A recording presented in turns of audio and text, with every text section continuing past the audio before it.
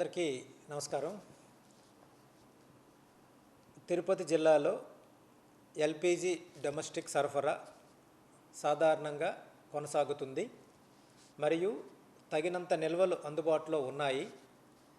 Oil companies IOCL, BPCL, HPCL LPG domestic gas సిలిండర్స్ని సరఫరాను నిరంతరంగా కొనసాగిస్తున్నాయి. సోషల్ మీడియాలో ప్రచారం అవుతున్న తప్పుడు వార్తలు మరియు రూమర్లను నమ్మవద్దని కోరుతున్నాం. మరియు వంట గ్యాస్ లేక వాణిజ్య గ్యాస్ సిలిండర్లు పక్కదారి పట్టించిన వారిపై నిత్యావసర సరుకుల చట్టం 1955లోని సెక్షన్ 7(1) కింద క్రిమినల్ చర్యలు తీసుకోవడం జరుగుతుంది.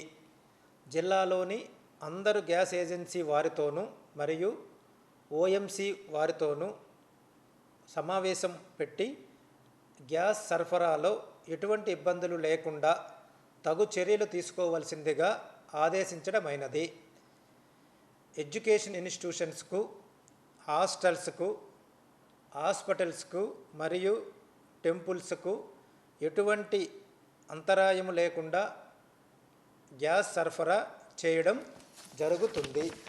జిల్లా ప్రజలకు తెలియజేయందేమనగా ఎల్పిజి సరఫరాకు సంబంధించి ఎలాంటి సమస్యలు లేదా ఫిర్యాదులు ఉన్నచో కలెక్టరేట్లో టోల్ ఫ్రీ నెంబర్తో కంట్రోల్ రూమ్ను కూడా ఏర్పాటు చేయడం జరిగింది. ప్రజలు ఈ టోల్ ఫ్రీ నెంబరు 0877236007కు కాల్ చేసి సమాచారం అందించగలరు.